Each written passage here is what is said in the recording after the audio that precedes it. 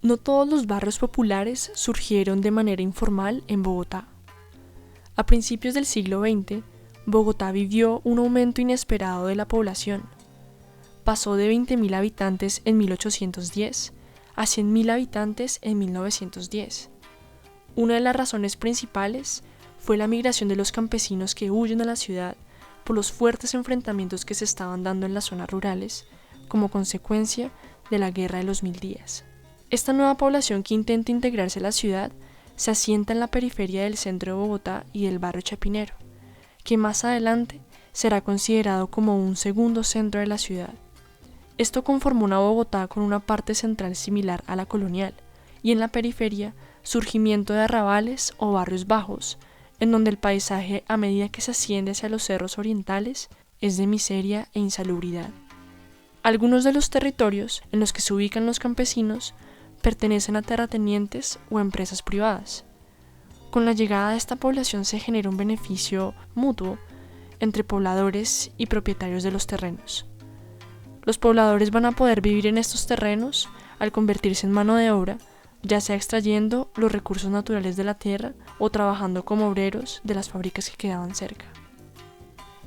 Chapinero comenzó como un barrio satélite de Bogotá, conectado por la construcción del tranvía en 1884, y era considerado como un lugar de descanso y retiro para las familias adineradas. Una de estas familias eran los Pardo Rubio, propietarios del terreno Barro Colorado. Impulsados por el auge de la naciente industria colombiana, la familia Pardo Rubio se dedicó a la explotación de arcilla para la fabricación de ladrillos gracias a las condiciones del terreno.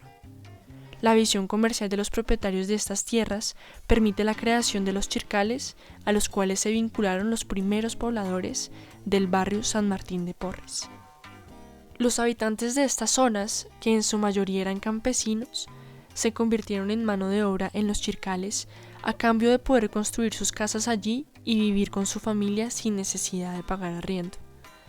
Las viviendas eran construidas con métodos y materiales muy rudimentarios, y las condiciones de trabajo eran inhumanas, con jornadas de entre 12 y 14 horas, y donde toda la familia, hombre, mujer y niños, sin importar la edad, debían trabajar en los chircales. Estos pobladores se consideraban únicamente trabajadores y cuidanderos del sector. Por mucho tiempo, estos territorios no contaron con servicios públicos. El agua se transportaba en tarros desde la quebrada más cercana y se guardaba en ollas de barro, y el alumbrado era con lámparas de petróleo y velas. Con el paso del tiempo, a pesar de las difíciles condiciones del territorio, los pobladores empiezan a conquistar la montaña, a adaptarse a ella y a sentirla como propia. De generación en generación, se construye una comunidad entre todos los habitantes del sector hasta el punto de considerarse una gran familia. De esta manera, muchos barrios como Mariscal Sucre, El Paraíso, Pardo Rubio y el Bosque Calderón se constituyeron. Sin embargo, es muy diferente ser poseedor de la tierra a ser propietario.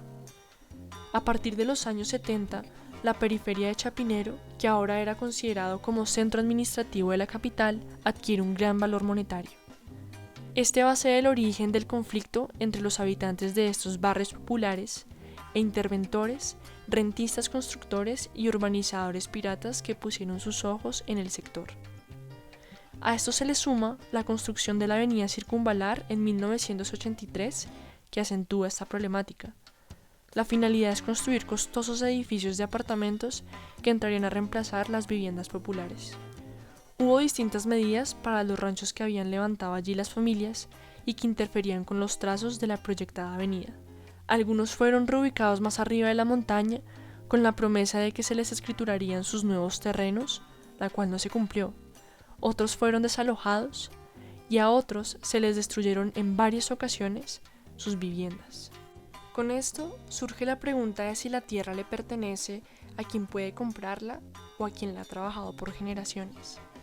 Hoy en día, no solo el barrio de San Martín de Porres, sino muchos otros barrios populares viven esta situación en donde los intereses por la tierra, ya sea económicos o ya sea por la necesidad de tener un lugar propio donde vivir, siguen siendo causa de fuertes conflictos. La historia del barrio La Perseverancia es un poco distinta. A principios del siglo XX llega la energía eléctrica que impulsa la industrialización que recién comenzaba a desarrollarse en Bogotá. Desde finales del siglo XIX existían algunas fábricas que generaban empleo y productos para la ciudad. A la par con el desarrollo industrial, empiezan a aparecer sectores de vivienda obrera cerca de las fábricas, ubicados en la periferia del centro de la ciudad. Así, muchas de las familias obreras se ubicaron en sectores como Belén, San Cristóbal y Egipto. Sin embargo, estas zonas no fueron delimitadas propiamente como viviendas obreras, sino como sectores donde prevalecía este tipo de población.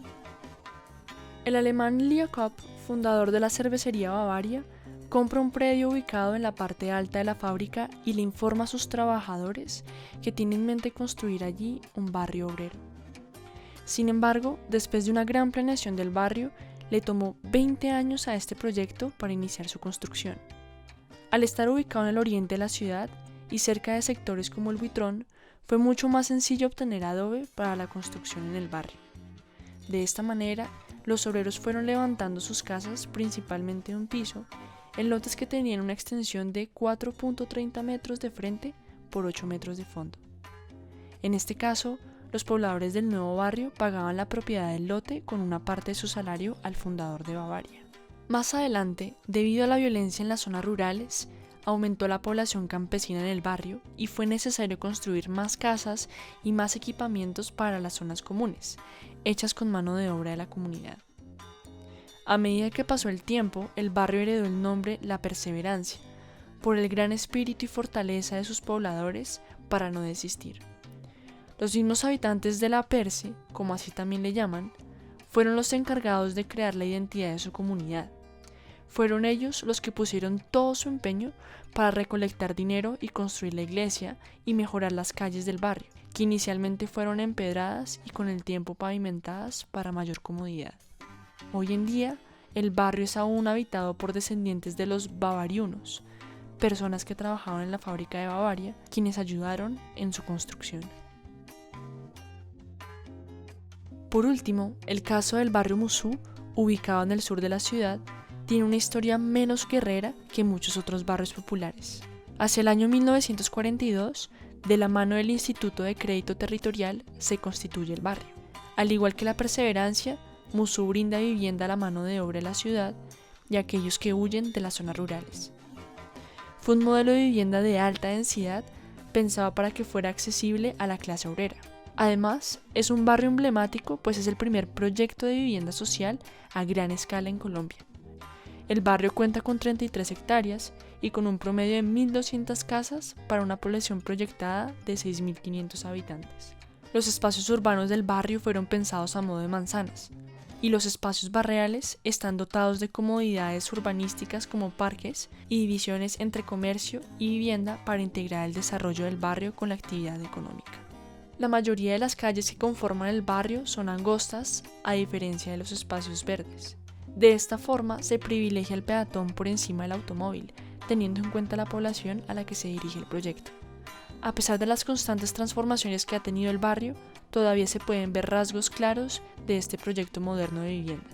Hoy en día, algunos sectores del barrio pasaron a ser estrato 3 y su población ha ido aumentando paulatinamente.